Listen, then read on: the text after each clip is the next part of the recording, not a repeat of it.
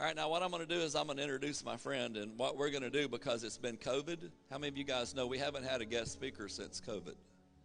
And so what we normally do here, this is just to let you know, is that whenever I introduce this guest speaker, y'all all stand to your feet and you start clapping and shouting and all this stuff. Now, it would be better if he wasn't in the room, and I'm telling you all of this because he'd be really impressed.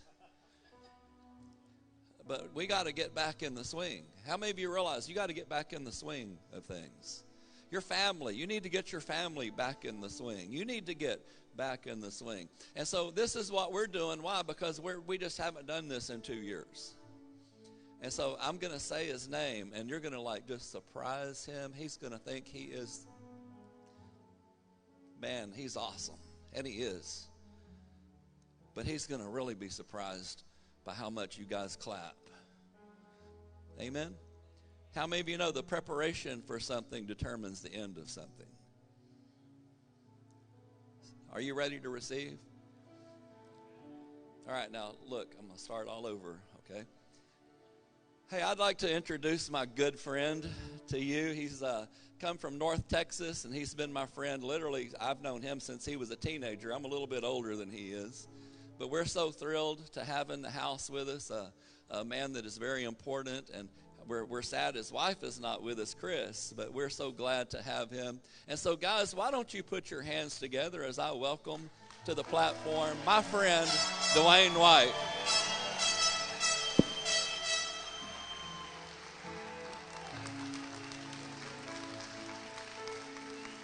Well, why don't you give Jesus a big hand right now while you're standing on your feet. It's all about Jesus.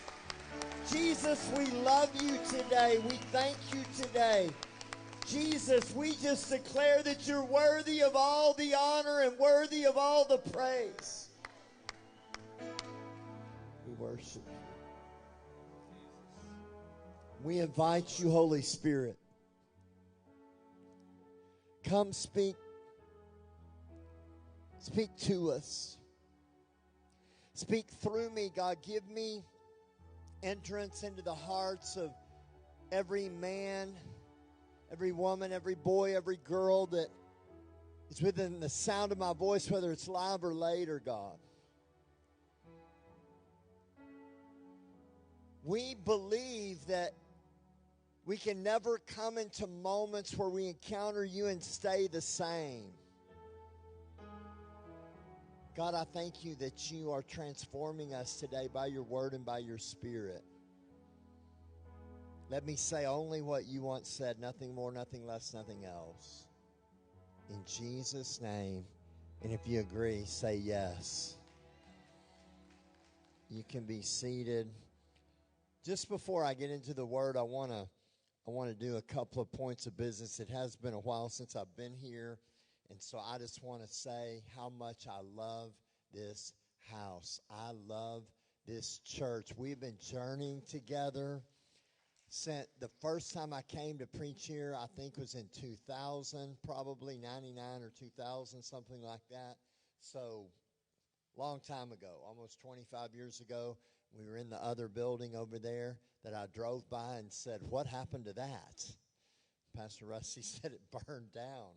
I don't know why I'm laughing. It's not funny, but it was just odd to see that. And I've watched the journey of you guys buying this land out here and breaking. I was here when we broke ground on the land, and then I was here when we opened the building, and we've just celebrated a lot of great moments together. We partnered together.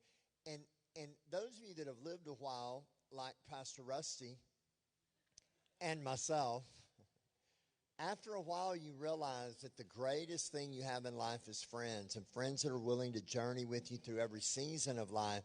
And Pastor Rusty and Ann have been some of the dearest and best friends that Chris and I have ever had. And I know that you love and honor them as your pastors. I love and honor them as dear friends. And they are just the angels God set in this house. So can we give them a big hand while we're just thanking God? We love you.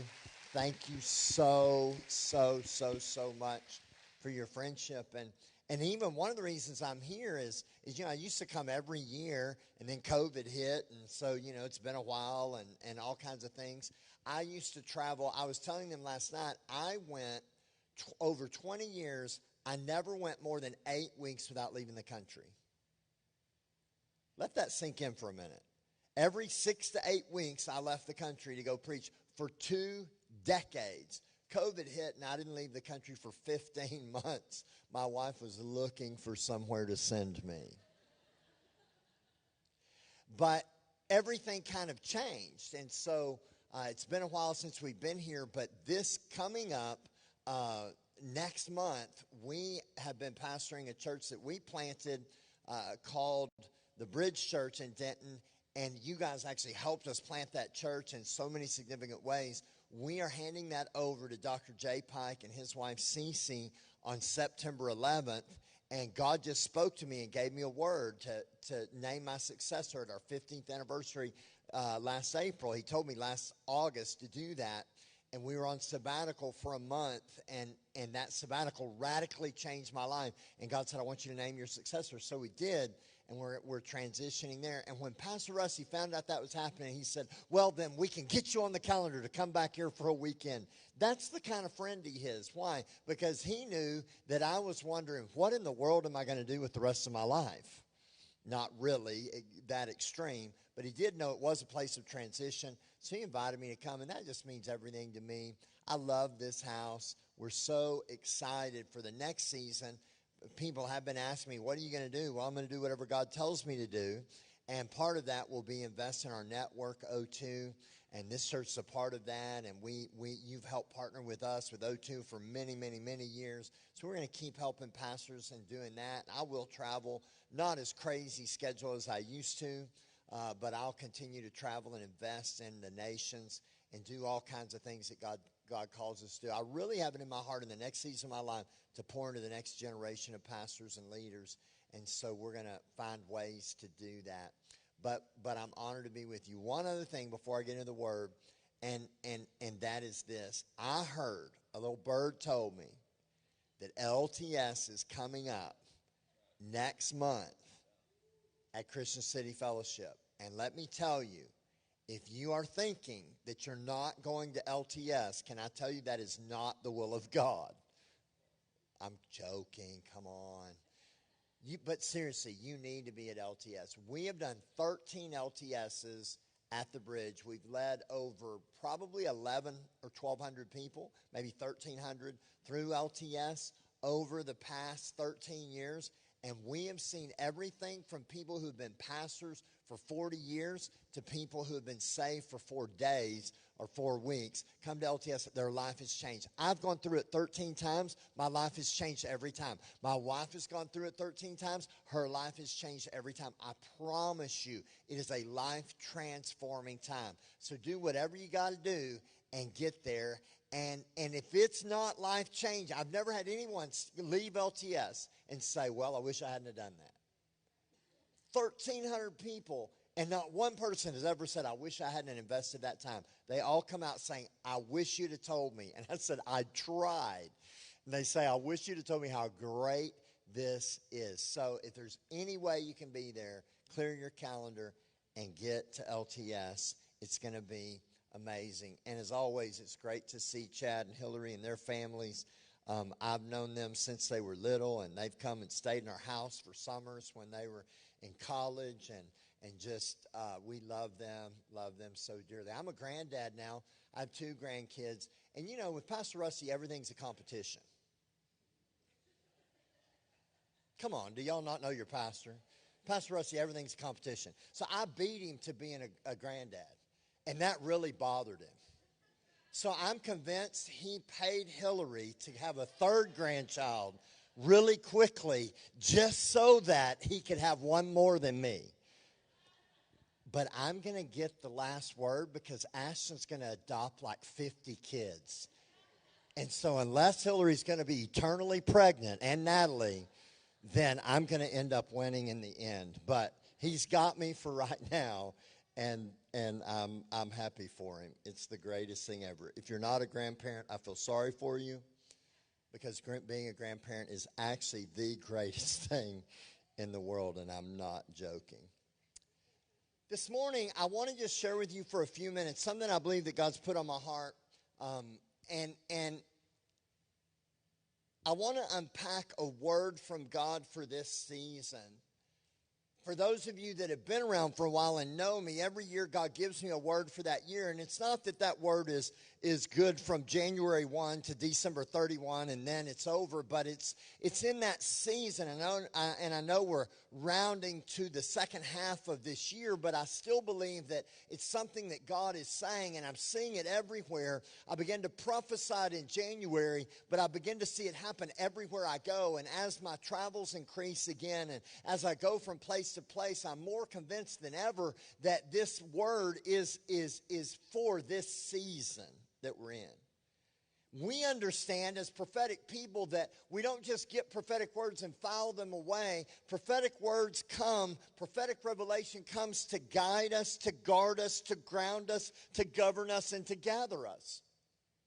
So if you understand prophetic revelation and how it comes to you, then you integrate it into your life. So my prayer is that this would not just be another sermon that we file away, but it would be that God would somehow speak to your life and you would let that prophetic revelation, you would let that prophetic word guide you as you navigate through the next several months. You would let it guard you so that you don't get off in the ditches, that you would let it ground you so that you don't just fly off into nowhere, that you would let it govern you so that you walk through life at the right speed. And then it would be something that gathers us as a body so that we can say, this is what the Lord is saying to us as a community, and then it will launch us into new dimensions. I believe that this is not just another thing, another box to check off, but it's really something that God wants to say to us. 1 Chronicles 12:32 in the NIV says that from Issachar there were men who understood the times and knew what Israel should do. 200 chiefs with all their relatives under their command. David is ascending to the throne and everything's changing and everything's going to look different. And as he ascends to the throne, there's tribes that said, we have 30,000 foot soldiers and we have 20,000 horsemen and we have all of these chariots and all of these tens of thousands of things. And here's this tiny little tribe of 200 called the sons of Issachar, and they knew what to do. They knew the times and seasons, and they knew what to do. What does that tell me? That if there were only 200 of them and there were tens of thousands of soldiers and warriors, that there's always less people that are clued in than are clueless. There's always a group of people, there's always more people who are clueless as to what's really happening. And my concern in the American and Western church at the moment is we have taken our eye off the prize and we are consumed with so many things that God really doesn't care about, but we're convinced that they're the most important thing, and we're not being sons of Issachar, we're just following culture. And I don't mean just following worldly culture, I mean following Christian culture. Because how many of you know that Christian culture is not always healthy? You can get a lot of toxic stuff from Christians that are unhealthy. And so I believe that God is raising us up, and at CCF, we're a group of people who say, wait a minute. We may not have the tens of thousands that somebody else has. We may not have the numbers that this or that thing has, because that's what was happening here. But the sons of Issachar where they knew the times and seasons and they knew what to do, and we're going to know what God's saying, we're going to know what God's doing, and we're going to know what to do about it. And listen, that tells me that those 200 were more powerful than the tens of thousands. Give me 200 clued in people than 20,000 clueless people all day long, because they can change some things. So I believe that this word from God today is going to be deposited within us. A few years ago, in 2020, January 2020, I went all over preaching. The word for that year was that God wanted to do something fresh, and I gave everybody a piece of paper, and I said, write on it, because God's going to do something you have no frame of reference for. And I gave these blank sheets of paper. I toured all over England, and I gave them these blank sheets of paper. I passed them out everywhere I went, and that was in January. In March, I had about a dozen people email me and say, can I get another piece of paper? I wasn't paying attention. And now COVID's hit, and God is doing something I have no frame of reference for. Can I get another piece of paper? I said, get your own piece of paper. Yes, that's fine, but pay attention next time God speaks. So listen, I took a minute to set it up. Are you ready? Here's what I believe the word for this year. It's not the only thing God's saying, but it's what he's been saying to me. I'm sure he's saying other things to other people as well. But here's what I believe that God is saying in this season, that in this year, at this time, right now, there is a massive shift taking place. Somebody yell, shift. Come on, say it as loud as you can. Say shift. Make sure you put the F in it. Shift. Shift. If you take the S out or the F out, then you're cussing. So don't do that. Turn to your neighbor and say, shift happens.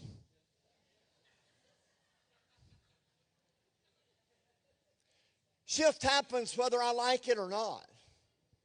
There are times that God shifts things whether I'm ready for them or not. And I believe that in 2022, there is a big shift coming in this season. If you can imagine a keyboard with the shift key, what happens when you hit the shift key? It brings an end to one thing. It brings a beginning to something else. It marks the fact that something new is happening, and it capitalizes on what's next. So what was small before, when you hit the shift key, it's capitalized now. And I'm prophesying to somebody in this room that you've been doing some stuff in the past that was small, but God's about to shift. He's about to hit the shift key and capitalize on that thing that you're going to do now. And it may look the same activity, but the results are going to be greater than you've ever known.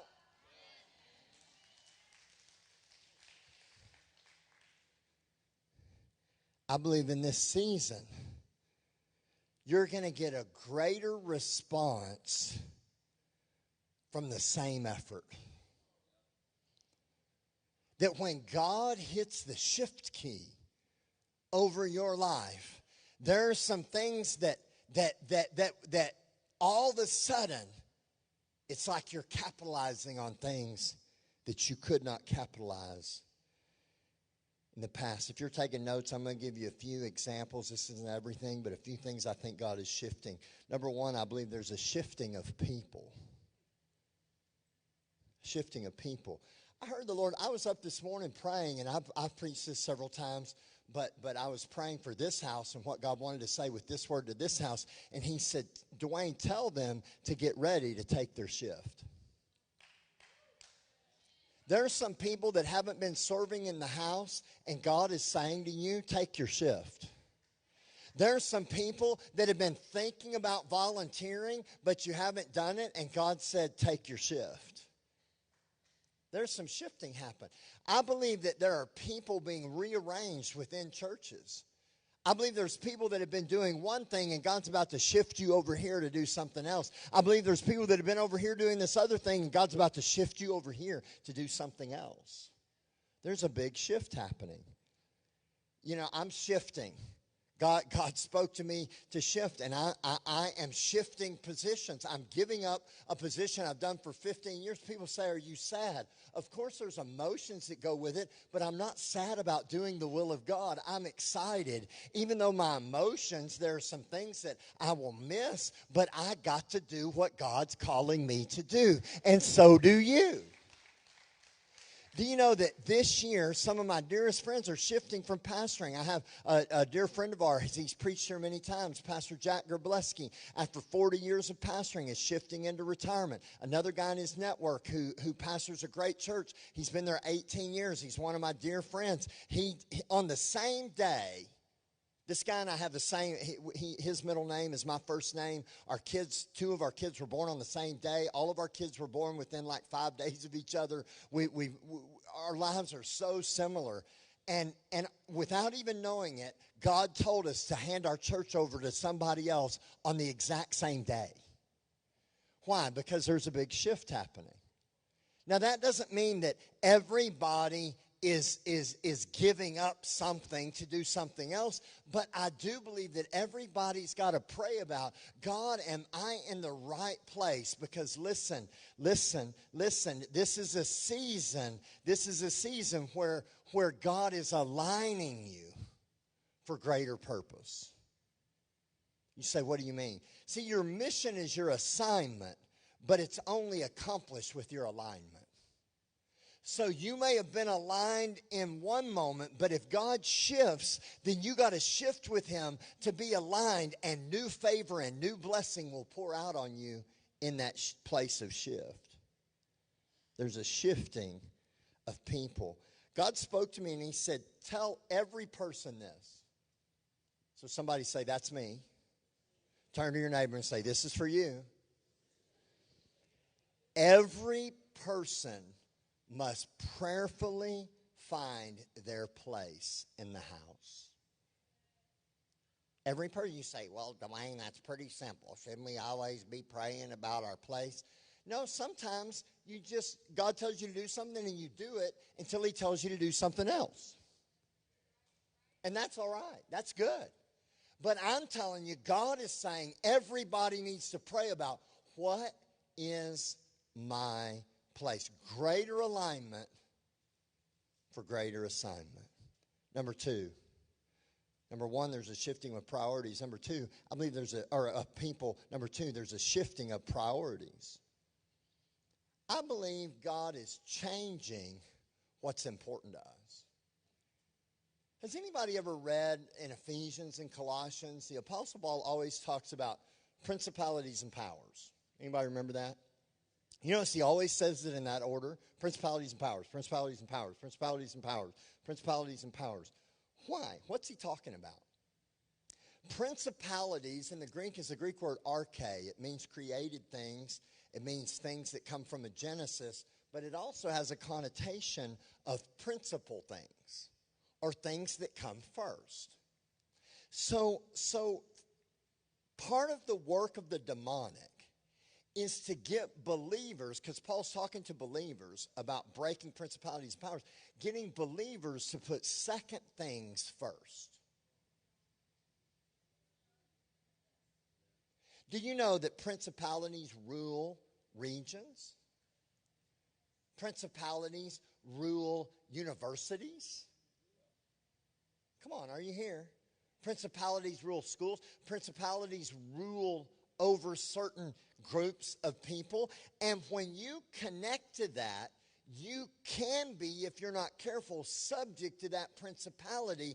And that's why you can see the sweetest little old saint that's never been mean to anybody. They get under a principality and they go crazy. They start fighting with people on Facebook. They start saying nasty things. This little old lady that would never say boo to a goose loses her mind and starts screaming at people on the keyboard. Why? She's under a principality. So as believers, if we're going to come out from principalities, we got to constantly be saying, God, what is principal to you? What is most important to you? God, what is a priority to you? So here's some shifting. Here's some things, some priorities that are going to, I think, start shifting in church. We're going to shift from attendance to discipleship. From counting people to weighing them. Some of you go, wait a minute, I ain't going to no church that's going to weigh me when I come in. You put a scale out there and I have to stand on it. And I'm not talking about weighing your pounds. I'm talking about weighing the glory that's working in you. Because listen, he says that we have an eternal weight of glory. Do you know the more glory you have, the heavier you get in the spirit? And there's some churches that aren't as big in number, but they're pretty heavy in their weight class that they're fighting from. But there's some churches that are massive in number, but they don't weigh nothing. They got a bunch of lightweights. Somebody ought to say, I don't want to be a lightweight. I don't want to be a lightweight. Going from individuality, we're shifting from individuality to corporate unity, from consumers to producers, from politics to kingdom, from dissidence to harmony, from platform performance to sacrificial service. I believe there's a major shift coming in the focus of our priorities. I have a couple of pictures here. Can you put the first one up for me? I'm not a photographer, but we got some great photographers in our church, and one of them has a studio, and this is a downtown studio, and she took this picture from inside her studio. And right now, if I were to ask you, what do you see? The first thing you see is this giant plant, and then you see a window, but you can't really see beyond it. But show the second picture, if you can.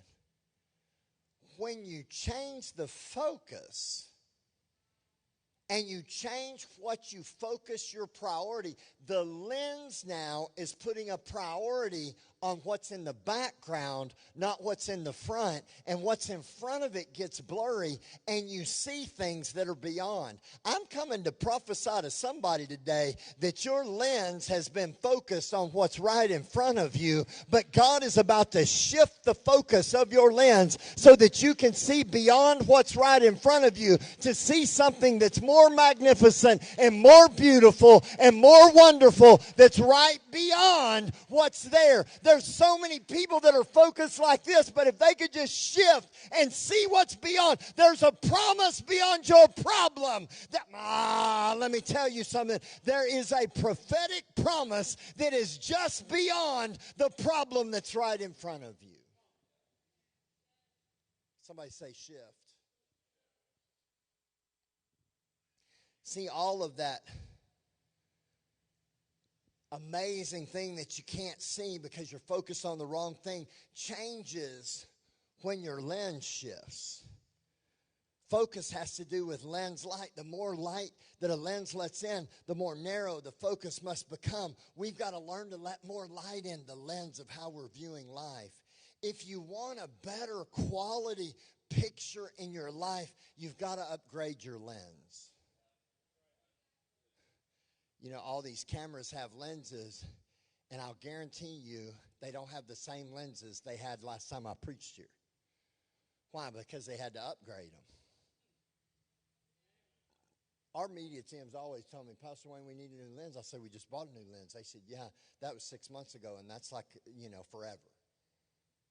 We need new lenses. And they'll say, if you want this quality of picture, we've got to spend some money to upgrade our lens. A lot of people want a better view, but they're not willing to pay the price to upgrade their old lens to something new. We need to trade in our lens of pain and failure. We need to get rid of our lens of disappointment. We need to let go of our lens of fear. And we need to get into the lens of God's promise, His prophetic, His purpose over our life. Maybe there's a lens that worked in the past, but it doesn't make things as clear as it used to. Why? Because things are shifting.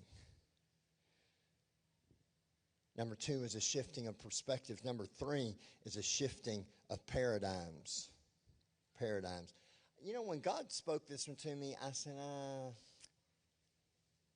I didn't know if it was the Lord, so I kind of was arguing. I was like, I don't like that. And I marked it out. And he said, no, Duane, I said paradigms. Write it down. I'm like, but God, everybody talks about paradigms.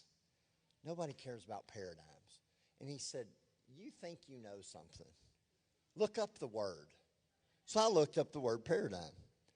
And there were 2 definitions. One is a more common one, a theory or a group of ideas about how something should be done, made, or thought about. So I thought, okay, that one I get, and that's the one that's overused. And everybody's talking about paradigm. We've got to change our paradigms. In business in the 90s, everybody got a hold of the word paradigm, and they wanted to change their paradigm, and it got ridiculous. But then he took me to the second definition. And the second definition of a paradigm is a model or pattern for something that might be copied. And I heard God say that Christian City Fellowship is going to create some new paradigms for an entire region to follow.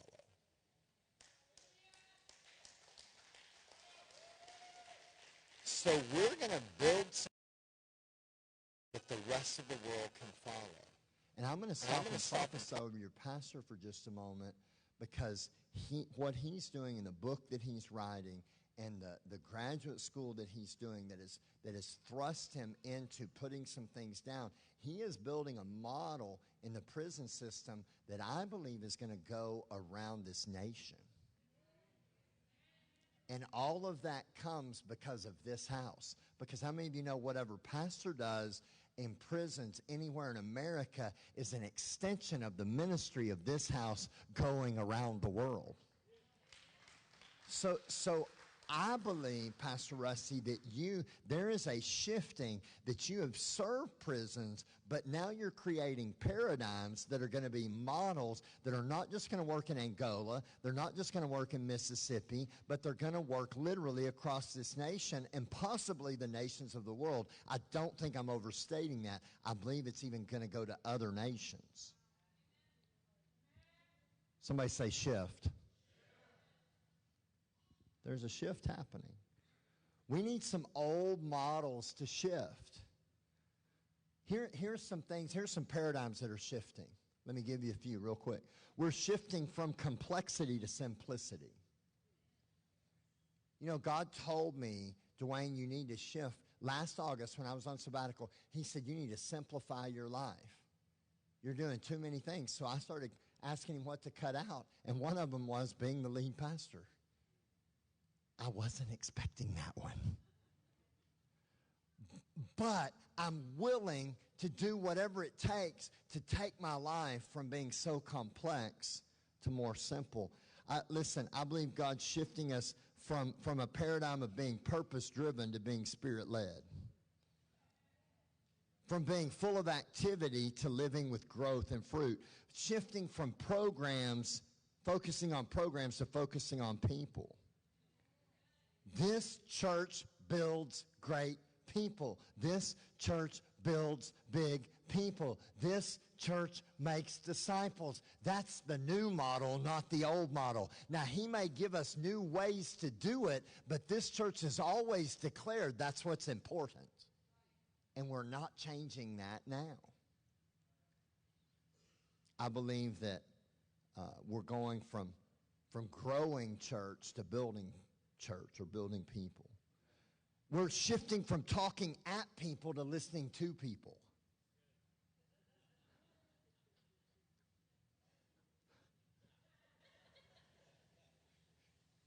God gave you, you know the saying, God gave you 2 ears and 1 mouth. You should be listening twice as much as you're talking. We need to go from visceral diatribe to vital dialogue. We need to shift some paradigms. And then finally, I believe there's a shifting of perspectives. Shifting of perspectives. Perspective is shifted according to position. So if I want a new perspective, I got to change some old positioning. Say, what do you mean? My wife really wanted to be here. Like, we were planning on her coming and tried to make it work till the very last minute, but we hadn't handed everything off yet, so there's some things that we needed to do this month. She needed to do at church to get ready to hand some things over. So she wasn't quite ready to do that yet, or we're not quite able to do that yet. So we tried every way in the world, but we realized she needed to stay. But she was really sad because we love this place. Our whole family loves this place. And so, but many of you know my wife. My wife, before she ever had grandkids, said, when I have grandkids, I'm going to take them to the Macy's Thanksgiving Day Parade. And so now that we have grandkids, that is in my future. whether I like it or not. It's in my future. Now, my wife will get on Fifth Avenue, and she'll stand right down on the ground, and she'll watch Snoopy go by. My grandson will scream at Spider-Man because he loves Spider-Man. He thinks he is Spider-Man. Isn't it great when you were a kid and you just thought you were a superhero? I'm learning so much from my grandkids. That has nothing to do with my sermon, but, you know, I'm getting old and I have grandkids, so I just stop and think about how great they are every once in a while. Y'all just had to indulge me. Anyway, so all these things, and she'll be right down there. But if I had my way, my idea of a good day at Macy's would be on the 60th floor of the Marriott in a suite. Can I get a witness? And I'd be looking down there at everybody. And if you ask me, if you ask my wife, what do you see? She'd say, well, I see this marching band, or I see Snoopy, or I see whatever in front of me, this float. But if you ask me what I see, I would be able to see the end from the beginning. Why? Because I'm looking from a perspective that's higher than hers. Now, we all know where I'm going to end up. At Macy's. I'll be down there with her and the grandkids if I'm smart. However, it makes a great point that how many times in life people are asking us, what do we see? And what we see is that thing that's right in front of us, because that's our only perspective. But God sees the end from the beginning. So if I want to be like God, I got to come up higher. And I got to let him show me that there is so much more than what's right in front of me. Because God can see the minute detail in front of me, but he also can see that if you don't like what you're seeing today, there's something greater coming.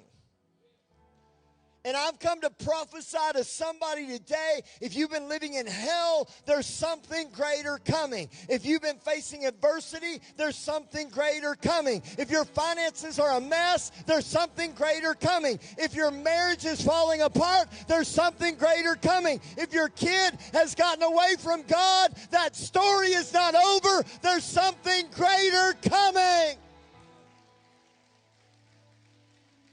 You got to shift to God's perspective.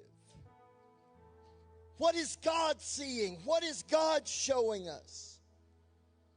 I believe that there's a shifting taking place from oh no moments. I don't know about you guys, but the last few years I've had a lot of oh no. I remember somebody telling me about coronavirus. I said, what's a coronavirus? They said, well, it's a bad thing. You ought to look it up. I looked it up, I read it. I said, oh, no. That doesn't sound very good. You know, then you hear people getting corona. Oh, no, I got COVID. Oh, no, I got COVID. Then we kind of get past it. Now, then it's, oh, no, we're in lockdown. Oh, no, you can't travel. Oh, no, you're going to go broke. Oh, no, the economy's going to tank. Oh, no, now we got monkeypox. You know, when that's over, they'll pick up something else. We've had chicken pox. We got over that. Now we got monkeypox. I guess we'll have cowpox. I don't know.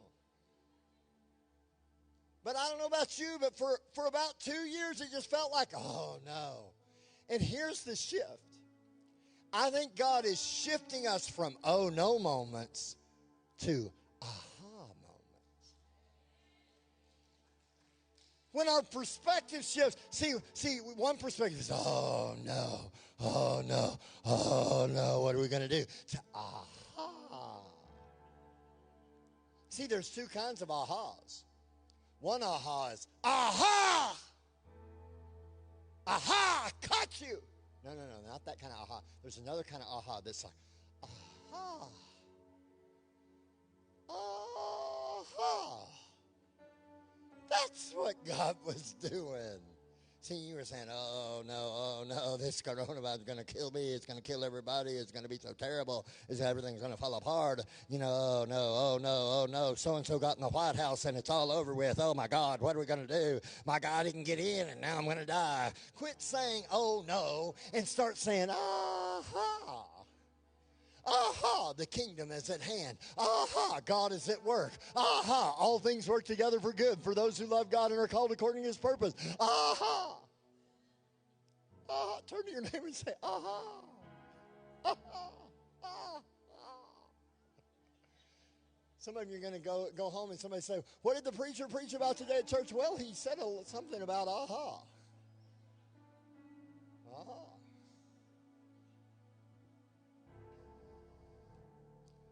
He's done it. I believe we're shifting from announcement to fulfillment, from mere proclamation to demonstration. It's time for the big shift. So let me ask you a question. What's your shift? Can you just close your eyes? Say, Father, what's my shift? If he tells you something, just write it down. If he doesn't tell you anything, say, God, I'm just, if you don't tell me right now, I'm just going to say in a posture to hear, what's my shift? You want me to shift some things in my life? Are there some paradigms that need to shift? Is there some perspectives need to shift? Is there some places I need to shift to? What's my shift, God? Boy, he's speaking to people all over this room, all over this church about your shift.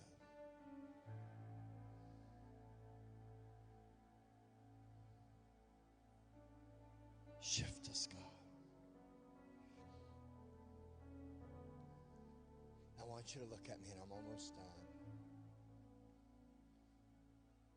See, I believe that God not only wants to bring shift to us, but he wants to bring shift through us. Do you realize there's two kinds of people? Don't you love it when a preacher does that? Preachers have all kinds of two kinds of people, but I'm going to give you two kinds of people. Two kinds of Christians. There's thermometer Christians and thermostat Christians. What does a thermometer do? It just tells you the temperature. It doesn't change anything. You come in, there's a thermometer in the room. It tells you it's 72 degrees, 68 degrees, 78 degrees. It's not going to change it. Just tell you. My watch tells me the temperature. It's 90 degrees outside. It's not changing anything. How many of you know that God didn't call you to just tell what was happening?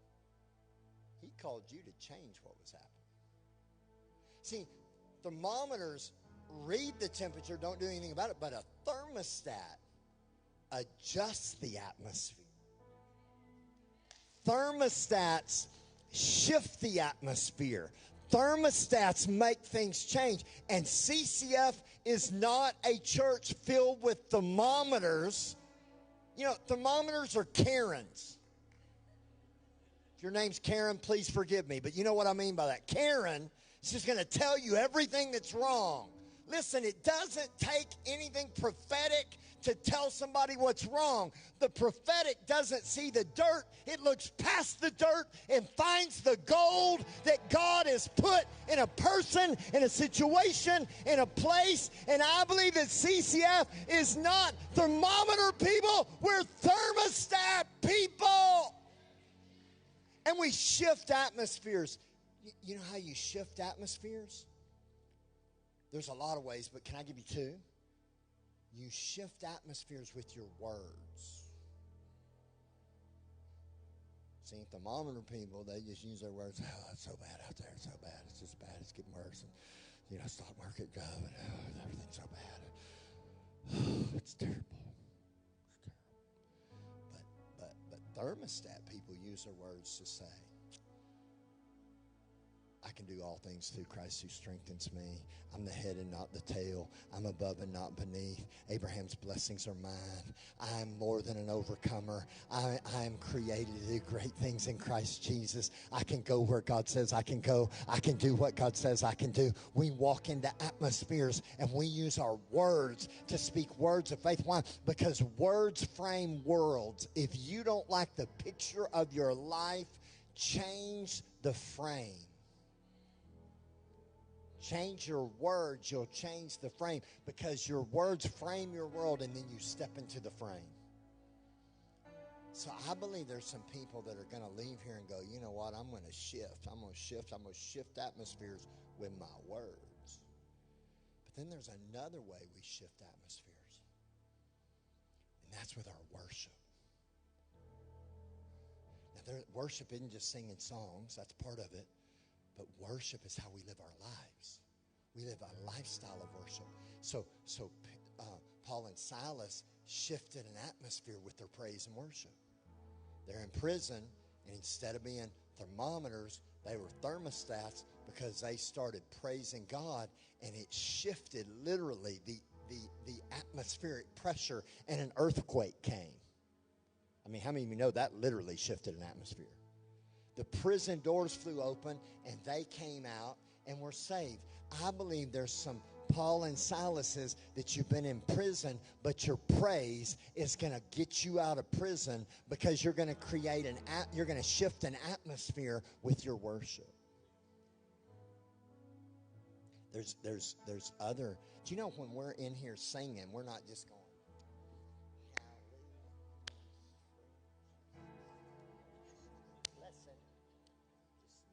to be here. Hallelujah.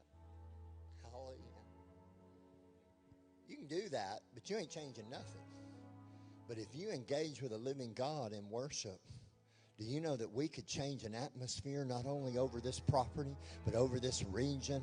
Not only over this region, but over this state? Not only over this state, but over this nation? Not only over this nation, but over the nations of the earth? Do you know they say that a butterfly, chaos theory says a butterfly flaps his wings one time. He just flaps his wings and he sets off a chain of events that a flapping of a butterfly's wings in Texas can cause a tsunami in Tokyo. Or the flapping of a butterfly's wings in Tokyo can cause a tornado in Texas. I don't know about butterflies in Tokyo and tornadoes, but I know the lifting of a hand in Sealy, Texas can set off an atmospheric change that can make the kingdom of heaven be released. Somebody ought to stand to your feet. Somebody ought to throw your hands in the air. Somebody ought to worship God. Come on, can we give him some worship and some praise right now? Somebody shift an atmosphere with your, I'm going to need a drummer. I'm going to need some more musicians. Pastor Josh needs some help, because we're about to take 5 minutes and shift some atmospheres. Don't wait for them to get here. Begin to worship. Begin to use your words. Begin to use your mouth and shift some atmospheres now.